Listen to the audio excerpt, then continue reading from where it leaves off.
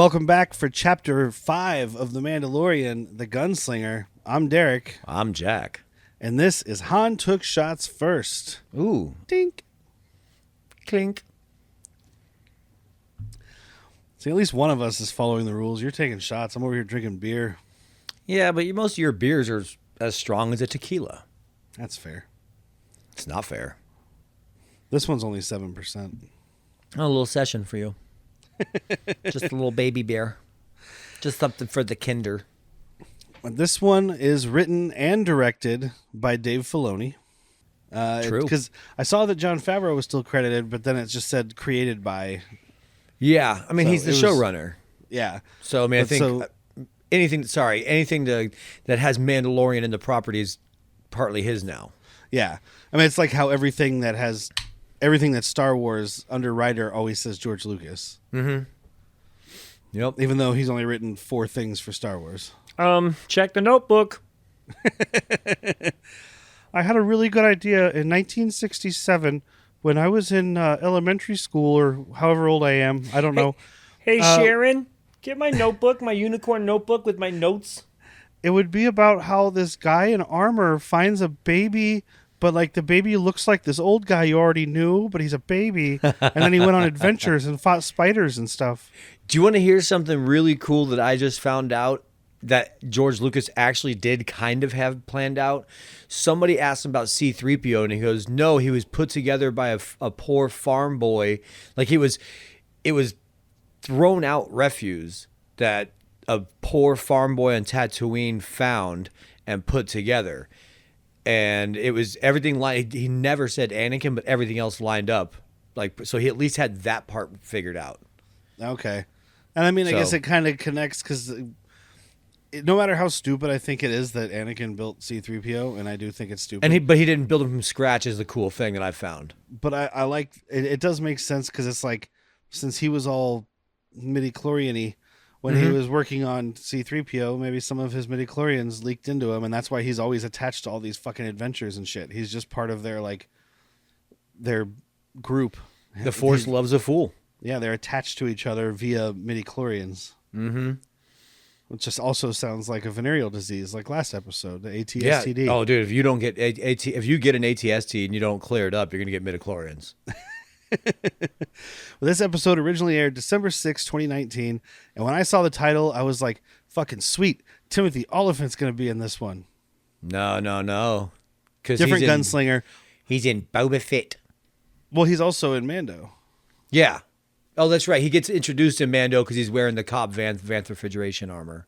Yeah. But that's season 2? See, I don't remember. I just was like, oh, cool, this is that one. It's not. But we do get it's By the way, Fennec Shand. We're just going to go all spoilers, right?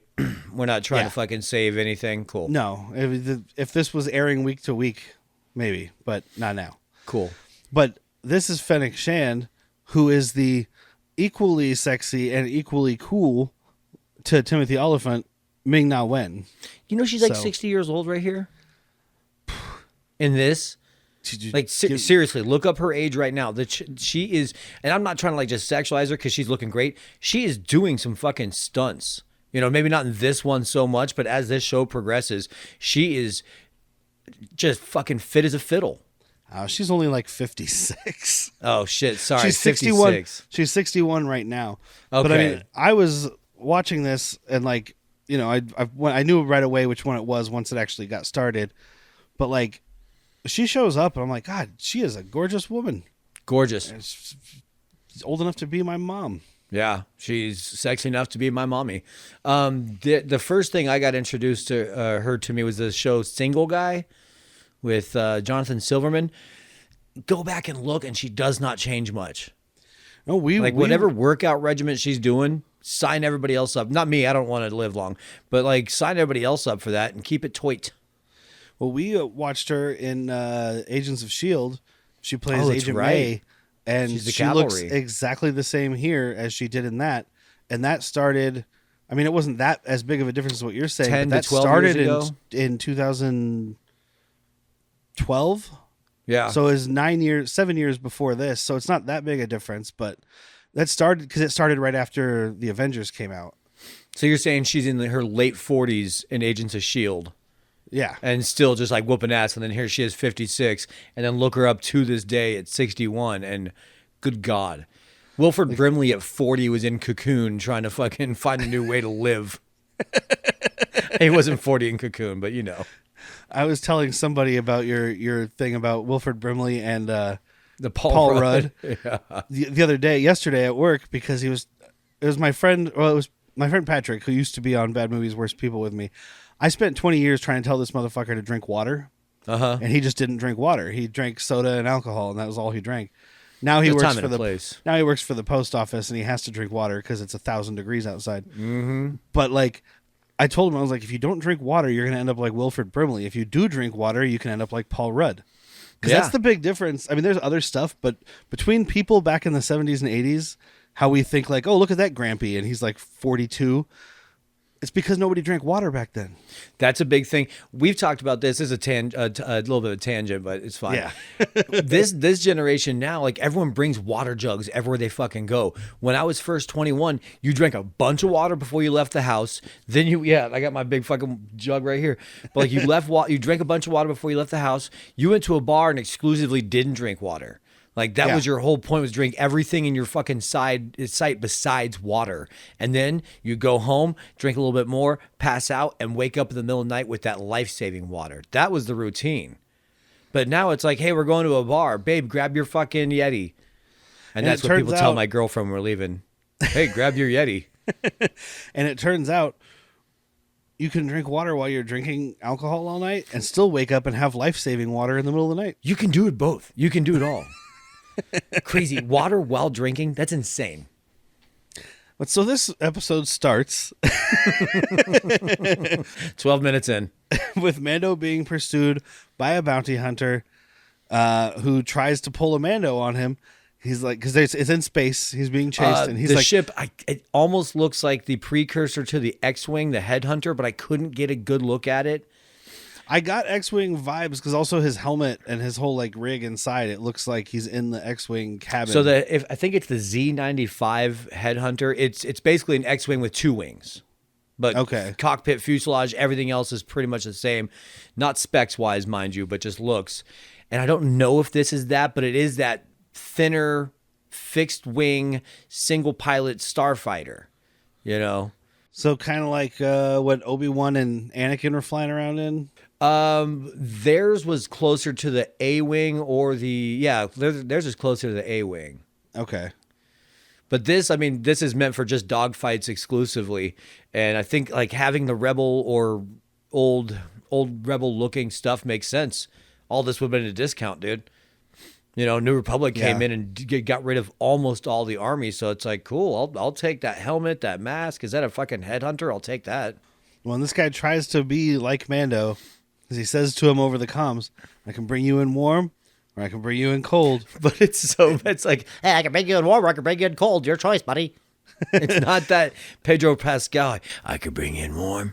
I can bring you in cold. Hey, you can come in warm or cold, or you can come in out of the cold. Oh God, what's Although the if you are cold, I do have a jacket. I can warm you up. Come over here. Let's put our thighs together.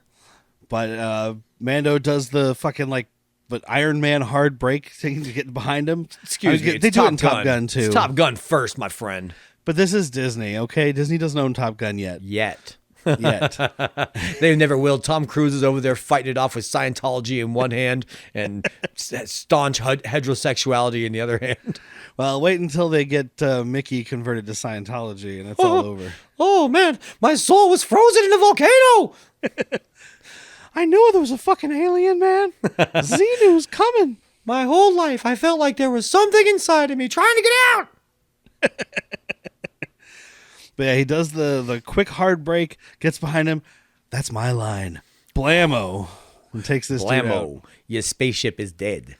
And I always love, and I'll appreciate it for the rest of my life, all the way back to like your 80s action movies and stuff, a one-liner to someone you're about to murder. Oh, yeah. Like it's a one-liner that no one can appreciate. This little baby that you're hanging out with doesn't speak English. That we know of. Yeah, that's fair. It might understand and it, but nobody still, else can hear what's happening. And you're just like, that's my line. And the guy's like, what? you're saying you don't say things like this to your fucking dinner plate when you're at home drunk all alone? You don't look and take the chicken? I'm going to take a bite at a crime. I have gotten really drunk, made food, looked at it, been unsure if I could eat it, and said, I'm taking you in warm or I'm taking you in cold. I made some chicken that was so delicious. I said, this chicken should be considered illegal, and I'm going to take a bite at a crime. And then I ate the chicken. So he goes to Tatooine because his shit's all fucked up. I meant to say his ship, but Oh, your shit's all fucked up and you're wanted by the law. And you talk like a Mando. Dude, your shit's all fucked up. And, we see the planet, and it's just, it kind of looks like Tatooine if you've seen Tatooine from space in a movie, obviously not. I've never seen Tatooine from space. I mean, but, like, it's a dream. We know for sure because he calls in, and the guy's like, Mos Eisley landing tower. And I'm like, well, thanks for letting us know. Mos Eisley, definitely Tatooine here. Hi, thanks for calling Tatooine. Used to be the home of Anakin Skywalker, known as Vader in other parts of the timeline. Luke also from here. It's like Ace Ventura, the first one there, Ace Ventura Pet Detective, when they had all the signs outside the town that's like home of Ray Finkel. There's just billboards outside Tatooine, home of Darth Vader, and they're all dilapidated, and right behind it, home of Luke Skywalker, hero of the rebellion. Home of the, the one they wouldn't get rid of is home of the Tusken Raider slaughter. Home of C-3PO. Nobody knows who that is. Who is 3PO? I'm quite distinguished in this galaxy. We don't know you. We know that little astromech R2. He's cool.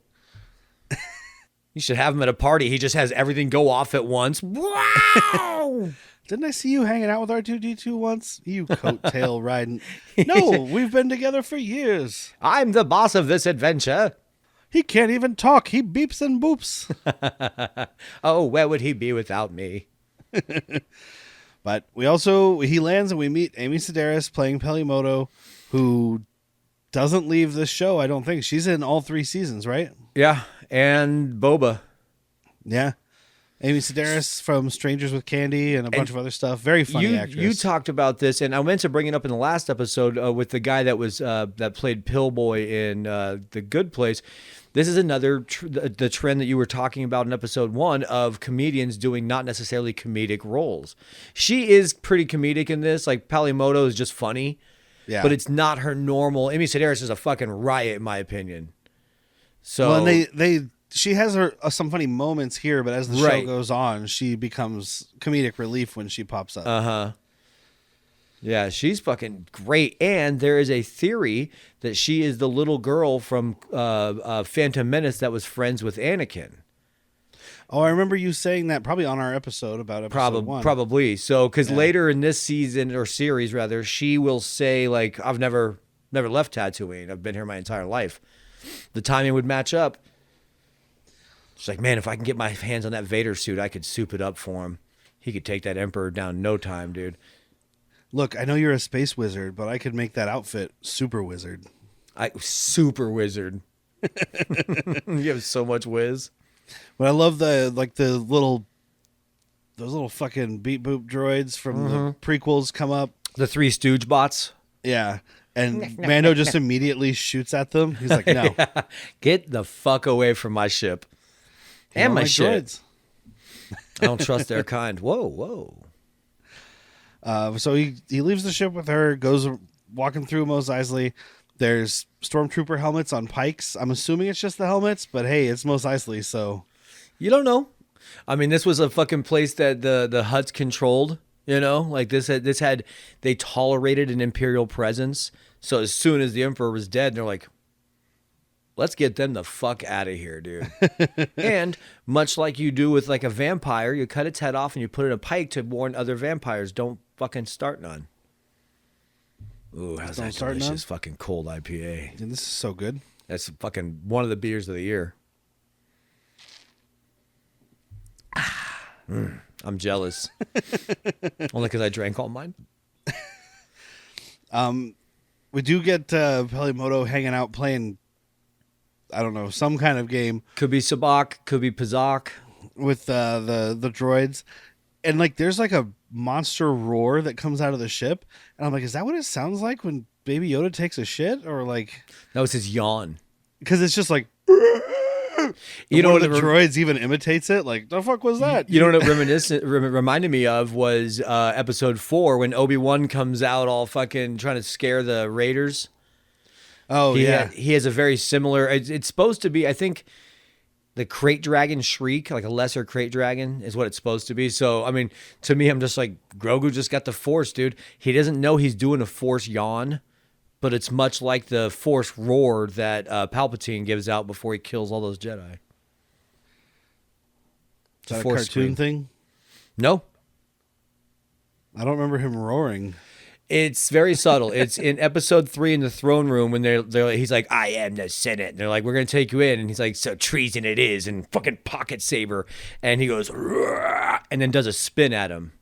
Oh, okay. Force scream, I guess is what it's called. I know the scene you're talking about. I guess I just didn't realize that his Well, if you go back and listen to it, I'm pretty sure that I told you that it demoralizes opponents and it staggers them. And that's why he was able to kill 3 Jedi Masters so easily. Look, but Mace Windu's a bad motherfucker. I absorb a lot of the stuff you say on this, but you're going to have to excuse me for getting a lot of it.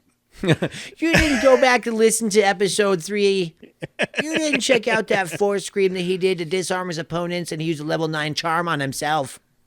I listened to it once while we recorded it, and once while I edited it. You barely listen when we record it. That's fair. I'm usually thinking about other things. I'm sorry, I was thinking about something else.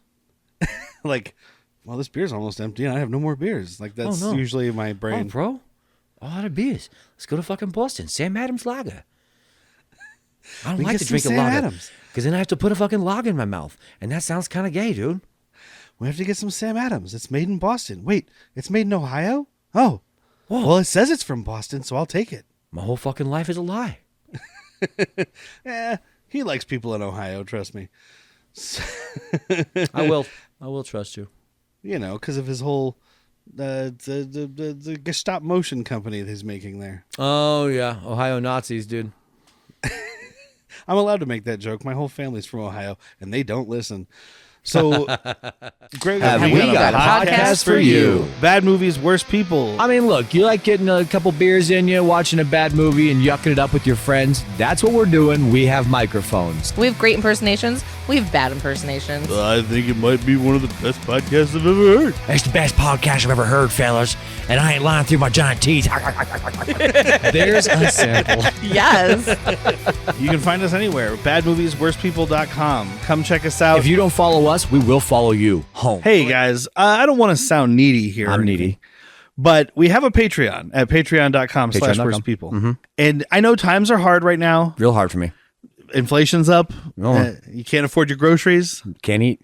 We're not begging. I'm begging. We're not pleading. I'm pleading. We're not down on our knees. Oh boy, I mean, my knees hurt. They've been on so long. But we do kind of need the money. I need the money bad. We need new equipment. New equipment. We need to do remote podcasts for all of you. I wouldn't mind eating. We need to have video. I wouldn't mind eating. We need more drinks. Food sounds good. So please check out patreon.com/worstpeople. Please check us out. You get a bonus episode every month, and we're going to have more content coming for you. I'll send you pictures. Thank you, guys. Thank you so much. Please give me patreon.com. I'm being held hostage here. /worstpeople. If I don't pay my way out of here, they're going to kill me. Grogu comes out. The baby comes out. The child. And Pelimoto is like, oh shit, who's this little cute motherfucker? And I like that she's like, tells one of the droids, she's like, go get him something to eat. And the droid's like, what would he eat? She's like, I don't know, get something with bones. Like, just I thought that was kill good. something. Instinctually, she's like, I don't know, this fucking thing looks like it eats murder. I just make it die and it'll eat it. Little do you know, you don't have to make it die. Just give it a frog. You got any of those eggs back there? You got any of those little frog eggs back there? The more endangered it is, the more tasty it is. Oh, this entire species will cease to exist if we don't make it there with this tube of... Oh, wait, never mind. So Mando gets to a cantina. Is this the titular cantina? I believe it is. It looks very similar, but it's a lot almost less positive. full, so I'm almost positive it is, and this is fucking Tor Loco, who I'm going to call him just because that's my name on this. He's sitting where Han Solo is, because I remember being like, the fucking gall that you have to sit where Han Solo took shots first and outdrank Greedo, as the legend confirms. Han took shots first and Han took shots last. Outdrank that Rhodian.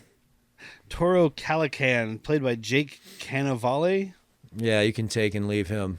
He was in Nurse Jackie, and he's in The Offer. Those are the two things I recognized. Oh, I did watch The Offer. I just think he's a weak point in this otherwise pretty good episode. I think he's supposed to be a weak point.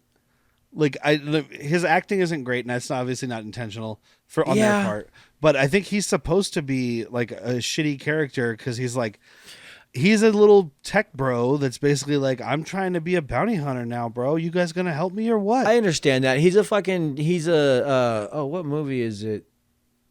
It's a mob movie with Joe Pesci where he kills Spider. Spider's supposed to be just making drinks. Joe Pesci was in a mob movie? Yeah, I think he did one. Oh, okay. I think it was one. I believe. It was Home Alone. He's a mobster. And okay, I was going to say, I thought he only did those two Home Alone movies. Yeah. Well, Home Alone 2, he's a reform mobster. So. And also the where my name comes from, also this scene, the bartender who is apparently EV99. Droids are allowed in this bar now, dude. Yeah. Well, maybe that's why. That's why I wasn't sure it was the same bar, because now a droid is the bartender. I think dude died. Maybe that other dude was just like, we don't serve their kind during my shift. They got on the email and was like, I tried to frequent your establishment. I tried to patronize you. Patronize? Yeah. Patronage? Patronize. I tried to give your business some money. Some cold hard credits, and the server was very rude and said that my droid wasn't allowed in. Is this your policy as a restaurant and a chain? I believe that we have frequented Chili's all across the galaxy, and the one in Mos Eisley is definitely the worst Chili's in the galaxy. We'll not be returning. You will find us at Space Waffle House, where Dexter Jester is going to cook us some greasy biscuits and gravy. 1 star. Yeah, see, he is voiced by Mark Hamill. I didn't. Once I read that, I was like, okay, I could see it, because he's like, what does he say? There's no guild work, or guild's not around here, and he's like, I'm not looking for guild jobs. I want any jobs. Like, doesn't improve your circumstances. Yeah. And I could just, once I read that it was Mark Hamill, I was like, oh, I could hear it. So obviously he's modulated, and obviously Mark Hamill has done a shitload of voice work too. So something that I heard is that they put Mark Hamill in this because they already knew they were going to have him show up in season 2. And this would help put him on the call sheet so nobody questioned.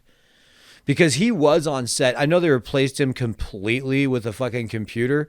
They had him, and maybe they did just this for themselves and to make Mark feel better. They had him dress in his garb that the guy was wearing the same outfit that we see, and they had him block the scene out. They had him open the elevator, and he's like, this is how I would do it. This is how I would stand, and this is how I'd walk out of the elevator. So like, you use that as a reference, I guess. Yeah. Right. But that was only seen by the minimum amount of people because they didn't want to spoil the big fucking surprise. So now you have, because who they said it was going to be, Dave Filoni said it was going to be, Plo Koon. That's what he was like, hey, don't tell anybody it was going to be Plo Koon that's going to be here. That's who's going to come with Grow. But we're jumping way ahead. But yeah, it was just to try and keep some secrecy. But also, I think just to, like, let's give Mark Hamill some fucking work. Not that he needs it, but like, this is Star Wars. Let's get him in here. I mean, I guess at this point, maybe he didn't need it as much. There were definitely points where he needed it. Yeah. I think he's got a pretty healthy voice acting career ever since Batman the Animated Series. Yeah. I mean, if you go back, well, you'd have to join our Patreon at patreon.com/worstpeople. But one of the first episodes of Bad Movies, Worst People, I did a movie called Slipstream that actually stars, not like one of those movies that says it stars, but he's in one scene. Right. Stars Mark Hamill and Gary Busey, William Forsythe, Lance Henriksen, Bill Paxton. You're getting so close. Bill Paxton. It's Bill Paxton. Thank you. I was getting there. It stars Mark Hamill. I got it in 5. You said Lance Henriksen, and I was like, oh, you're so close. They were both in an alien movie. Man, that was like us having sex. Oh, you're right there. You're right there. Keep going. They were also both the only people killed on screen by an alien and a Terminator and something else. But Predator. Yes, thank you. But it's Bill Paxton and Mark Hamill, and I was like, there's no way this can be that bad. I was wrong. It was that bad. Yeah. I also have another movie on DVD, on like a straight bootleg DVD, because nobody cared about it after it came out, called Time Runner, that also stars Mark Hamill. Bleep sent me that photo of a cover photo the other day. He's like, you ever heard of this? I'm like, nope. Yeah, I got it on DVD. Of course you do. From the same place that I got Nick Fury, Agent of S.H.I.E.L.D. and the Fantastic Four 1994 movie. All right, I like this company. They're not a company. They don't exist. I like this phantom thing. But yes. So Toro Calican has a bounty puck for Fennec Shand. He wants Mando's help. Mando's like, hey, cool, you go out there for her. You're going to die. She is a master fucking assassin. She made her name by working for all the cartels, including the Hutts. You see some of that in the cartoon, in Bad Batch at least. Because it would have been after they introduced her here, right? Was she already a character? No, this is her introducing. Okay. Introduction, I mean. And then later they were like, well, put her in the Bad Batch because we can figure out that timeline. I mean, she's fucking 56. It's a lot of Star Wars time. I do like, because he starts with like, how long have you been with the guild? And the kid's like, long enough. And he's like, well, obviously not that long, because you would know she's a straight up murderer. And he's like, okay, straight sauce here. This is my first bounty, and don't know what the fuck I'm doing. So can you please help me? You can have all the money. I just want to get into the guild. I just want all the credit. Oh, Yeah, dude, it's just like IG at the very fucking first episode. Well, in this case, though, at this point, Mando's like, I don't need any more credit. Thank you. I don't want you to tell the guild. Yeah, I don't want you to tell the guild that I did this with you. Yeah. That's another reason maybe that he was asking how long you've been with the guild. Like, do you know about the bounty on me? Yeah. Yeah, that would make sense. It doesn't seem like you do. Because he doesn't. So they team up. They head out on their speeders looking for Fennec Shand. They do run into some Tusken Raiders. It's really, really funny. When he's on the binocs. Yeah, he's like, looking out. He's like, you tell those filthy fucking Tusken Raiders to keep away from me. Tell him yourself. What do you mean? Oh. Because they're sneaky. Sneaky. I'm very, very sneaky. Please let me change your socks. I think you underestimate our sneakiness. And like Mando's like negotiating with them using their like sign language, and he's like, they had somebody fluent in ASL that was a staff member work on this with them. Oh, okay. Like I think it was somebody that was just on the camera crew or something. Someone that knew ASL. They talk about it more in the Boba Fett behind the scenes because you get more of that communication. There's some special features on this on the disc, because I have the Mandalorian season 1, 2, and 3 on the 4K discs they put out. Fuck I don't know if it's all the same shit that's on Disney Plus though. Disney as Plus far as only special had the Mandalorian Roundtable for season 1 had one for each episode. That's what it is, and then season 2 and 3 just had like a quick little blip. Yeah, they're like their general behind the scenes thing they do for all their original shows. Yeah. Yeah, because there's a couple things on there, and I wanted to watch them, but my planning fell through, and I ended up watching these right before we recorded. Yeah, it's all right. It's not the last time we're gonna watch these, dude. Yeah, just in general. He does the negotiations, and he's like, "Hey, let me see your binoculars real quick." And the kid's like, "What, these?" And he's like, "Yeah, cool. Here, have these." And just gives them to the Tuskens, and he's like, "Those are fucking new." Those were brand new. Point of order, though. He calls them binocs because binoculars don't exist in Star Wars. How about binocs? Okay, they want to make the stuff they're shoving in their face sound the most like Minoc as they can. Put that binoc on your face. Oh my god, he has binocs on his face. Did you say binocs? No, I said Minocs. Get a gun. No, that's a bad way to get Minocs off somebody's face. Got him. Oh, no, I got him. Whoops. Well, the Minoc's dead too. I took shots first. So they do that so they can negotiate passage through their territory, because Mando is smart. He knows all about how all this fucking shit in this world works, or in this Yes. galaxy works. But I also think the big thing that we need to, behind the scenes wise, is pay homage to those old cowboy movies where everybody's, using racial slur. Everybody in town using racial slurs and like trying to kill Native Americans. And you got that one cowboy who's like, I communicate with the indigenous people, so that's why I'm allowed to travel through their land because I treat them like people. That's the vibe I get from this.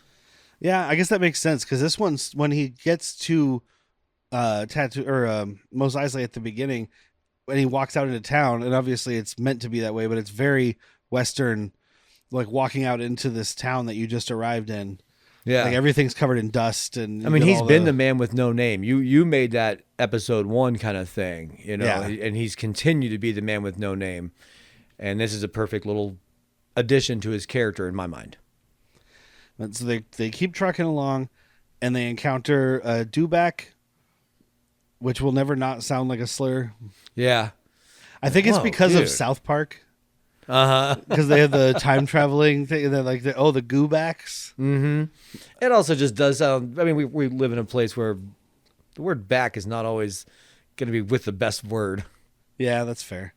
But it's still got the rider attached, and I love that. Like Toro is like, oh, that must be her. She's Is dead, that her? right? She did. Job done. Like, Let's go are home. You fucking stupid. Yeah, no, she's hanging off that thing dead. Nobody claimed it. Like, And he just told you how much of a master assassin she is, and now she's just getting dragged around by her fucking dewback. yeah. So Mando goes to check it out, but it's a trap, and she's up in the hills sniping people because this is another bounty hunter who came looking for her. Uh-huh. And luckily for Mando, he upgraded his armor before he started this quest. He would have been dead, dude, because he even says, like, at this range, Beskar held up, implying that there is a range it wouldn't have held up. Yeah, against like this caliber or MK power. something. Yeah. And I love that he's like, she hit me in the Beskar and held up. And Toro's like, I don't wear Beskar. And he's just like, nope. Mm-hmm. You sure don't. So go ahead and walk out there, and I'll be right behind you. And another reference back to earlier days of Star Wars. He's like, we're going to wait here. And the kid's like, shouldn't we just go for her now? What if she gets away? She's not going to go anywhere. She's got the high ground. Obi-Wan's fucking Force ghost is wandering around Tatooine just crying to happy tears. Oh, they understand the importance of the high ground. Hello there. That's what he would say if he saw Ming Na-Wen. Hello there. Hello there. So we wait till night. I do really like Toro. Like when it gets dark, he goes over to Mando. He's like, "Hey, wake up, man! It's fucking dark. Let's do our shit." And Mando He's doesn't like- move, so he starts doing his like quick draw thing at him. Like, wow, whoo, gotcha. I thought he was going to go for the helmet because it's been a while since we saw this. I thought he was going to go for the helmet, and Mando's just going to have his fucking gun pulled like, But even better. He's just like, "Are you done?" Yeah, I'm done. I was just trying to wake you up. I definitely wasn't spinning my gun around like a weirdo. Wasn't doing that. How long have you been awake? I wasn't trying to impress people who aren't here. Yeah, I wasn't trying to impress people that aren't here. You know how you do those one-liners while you're by yourself? I like to have fake gunfights by myself. It's only for me. Pew, pew, pew. Got him again. Pew, pew. Right in the heart. So their plan is ride the speeders at full speed to this ridge that she's hiding on, but they have these like flashbang charge things that they use. Yeah. So we're going to use that to blind her scopes so she can't shoot us. It's a good plan. Yeah, it doesn't work great, but it works pretty well. It works better than anything else would have, I think. Yeah, because she's not sleeping. I don't think she's ever slept. No. Not since she joined the military. The last time she slept was the night before she enlisted. I didn't fight for your army. King of the Hill. You said you served in the army, not your military. I mean, she probably did some jobs for the Separatists, thinking about it. Just because the Republic didn't use bounty hunters nearly as much. The CIS would have. Well, we don't know. Maybe we learn later, and I don't remember. We don't know much about her past other than, like, she's just a killer. She's a great assassin. I bet you there's comics about her now. She's such a popular character. If they didn't do a comic featuring her or starring her, kind of a missed opportunity. I'd buy it. Yeah, just leaving money on the table. Check it out. Also, see what you can do about a cardboard cutout life size. But I remember the first time watching this because we saw her in the mask earlier, and that's all we saw, her helmet. I mean, it's got a mask. She's got like the little fucking visor. Yeah, when she gets the flashbang thing, she has to pull the helmet off because it's like the night vision goggles. You know, bright light happens, it's blinding. So she pulls off the helmet, and I remember the first time watching this, and I was like, "Holy shit, it's Agent May!" Oh my god! It's Agent May. It's Agent May. Mando's not making it past this episode. Oh, he's dead. So she's gonna put on the armor. She becomes the Mando. A thought that I was having, a discussion I was having. This show got my brother so fucking hooked into Star Wars, rehooked. You know, he never liked the original trilogy. I might have talked about it before. My brother used to make fun of me for being a nerd, and it was Iron Man that changed that. Like, he called me after seeing Iron Man. He's like, bro, I get it. He's like, I'm going to go buy all the Iron Man comics I can. I fucking love this shit. So since then, his, little kids come out. And with this show, he was just like, we were spitballing fucking theories back and forth. And one of the things we said was, what if Mandalorian isn't him? It's like, it could be this Mandalorian dies and another fucking Mandalorian takes his place. It obviously didn't happen that way, but that would have been a cool concept because it's like, I don't know if he's going to make it. Yeah, and it doesn't matter who's behind it as long as it's the same armor because people see that and know that armor. Mm-hmm. Especially once he gets the Mudhorn signet sigil on there. Yeah. Oh, signet, yeah.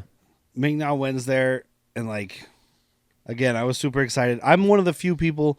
My wife and I watched all of Agents of S.H.I.E.L.D. I think I enjoyed it the last season. And I can't remember. Oh no, now maybe if it was I didn't. The last season was okay. The third or fourth season, they changed the format of the show a bit, and it became like, because the first couple, the first one, they were trying to really tie it into the movies, so it would take like really long breaks because it'd be like, well, we can't tell this story until this movie comes out, kind of thing. It was really annoying. I don't remember if it was the third or fourth season.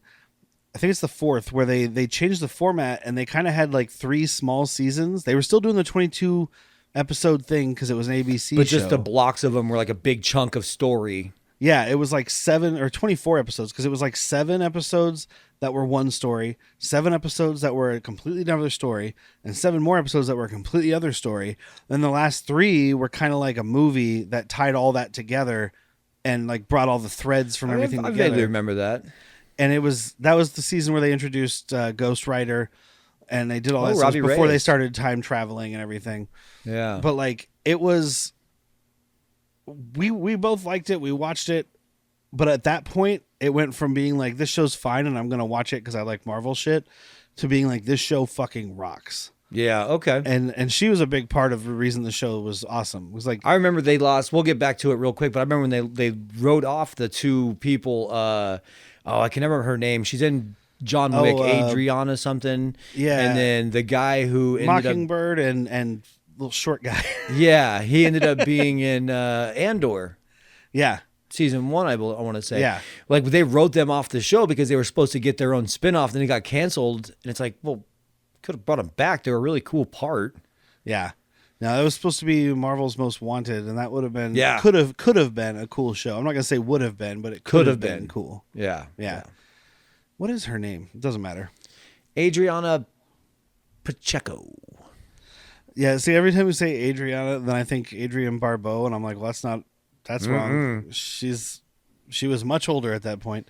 Oh, yeah. She might have been dead. I don't know if she's even still alive. Oh, I don't know. I was going to make a boob joke, and I don't feel like it. But John Carpenter's ex-wife. Oh. Go see her in The Fog. Nothing to do with what we're talking about. So, yeah, Mando gets shot off of his fucking speeder, and she's focusing on him because I think she's just kind of like pissed. She's like, I keep fucking shooting this guy, and he keeps getting up. Well, I think she also knows, like, he's the fucking threat. Yeah. Tor Loco is a fucking idiot. This guy that looks like he might still be a member of a fraternity can wait till I'm ready. Yeah. But Toro sneaks up on her while she's trying to target Mando, and they get into a fight. And I really like Mando sits up in the middle of the desert, sees their laser blasts and shit happening, but he sits up and there's just smoke coming from every part of his body. Fuck like, yeah. because like it hit the armor and it didn't kill him, but it obviously the heat or the energy transferred through. Dissipated. Yeah, It's a hot to pocket. I mean, it's like a bulletproof vest in this day and age. It's not painless. Like you live, but you still get all that kinetic energy. And then when she's about to beat him in the fight, about to beat Toro, then Mando shows up and he's like, "Hey, nice distraction." But he's got his gun out. He's ready. He's like, fuck yeah, that's what I was doing. I wasn't getting my ass kicked by a chick or nothing. I was just distracting. And it was when we find out Fennec knows a little bit about Mando because she's like, "Hey, you ever been to Navarro?" He's like, "What?" No, can't say I have. Not a big fan of Jane's Addiction. He just gets all Django fit. I'm gonna pass through once or twice. Just a simple man trying to make his way to this galaxy. And I get out to the speeders, and she's like, "Oh no, looks like someone's gonna have to walk." I like Mando's thing, like, "We could drag you, so why don't you shut the fuck up?" Keep it going. Keep talking. That's it. Now we're gonna drag you. So he goes off to find the dewback because little fucking tech bro boy is too much of a pussy to go look for it. Well, he's just like, no, fuck. You know what's going to happen? I'm going to go get the dewback, and you're going to ride off with my bounty. Which still doesn't make sense. She's not going to drive the speeder with you. Like, that's what didn't make sense about the one of us has to walk. I'm like, no, you're going to have to throw her on someone else's speeder. It's not like she's going to jump on and be like, "Cool, I'll go with you because I'm in cuffs." No. That's what I think. It's like that he thinks Mando's going to like get on the speeder and throw her over the back of it. Well, yeah, but that's like what I'm saying bedroll. is like, she said someone has to walk. I'm like, no, you have two speeders, two people who aren't prisoners and one who is. Throw a prisoner over the back of one and get out of here. We could avoid all this. But we could didn't one avoid her speeder blow up? psychological mind games. Yeah, Oh, did she take out Mando's speeder? I think so. That might be what it was. And maybe that's Okay. why he was smoking. All right, that makes sense. I didn't think about that. I was just like, you got Yeah, two that's why he speeders. wants to get the dewback. But So she Mando goes and gets the dewback again. She tries some reverse psychology on Toro, and since his mind is not strong, it works. She's telling him about the Mandalorian's bounty and like the whole story about the child and how he was a target that Mando took and whatever. And she's like, if you took him in, he's worth his armor alone is worth more than I am. Plus, you get all the prestige and all this stuff. And he's like, that's a good fucking point. Blammo. He just shoots her right in the stomach. He's like, thanks for all that, but as soon as I uncuff you, I'm a dead man. So he's at least that smart. Yeah. But he's smart enough to know when people want to kill him. He's been dealing with that for years. I'm pretty good at staying alive. I don't want to brag or nothing, but I have screwed over a lot of people. Most people I've met want to kill me. So Have you met me? Yeah. Want to kill me? Yeah. there you go. So he shoots her in the gut, leaves her for dead. And he takes off. And we have Mando showing up the next day, finds Fennec's body, and he's like, "Oh man, Back here we go." Back in the saddle again. Let's get going to Mos Espa. Mos Eisley. I thought Mos Espa was where Palimoto is at. Well, here she's at Mos Eisley because it was Mos Eisley air traffic controller that called. Okay. Now, then again, I don't know. Maybe their air traffic control people had their budgets cut, and it's just one guy at Mos Eisley that's controlling air traffic Oh for my God, there's Mos so many Espa. ships. So many ships coming in. I don't know who's a smuggler and who's supposed to be here. Oh my God, somebody help me. Oh, I'm all out of Revnog. We had this spaceman named Elon. He has a kid named X. That's how we know where they're from space. And he cut our budget, and it's just me controlling traffic for the entire planet. Not going well. Send help. So he gets back to the docks. Of course, Toro's waiting there. He's got the baby in his hands. He's got Pelimoto at gunpoint. And he's like, bringing you in isn't just going to make me a member of the guild. It's going to make me a fucking legend, bruh. Bruh.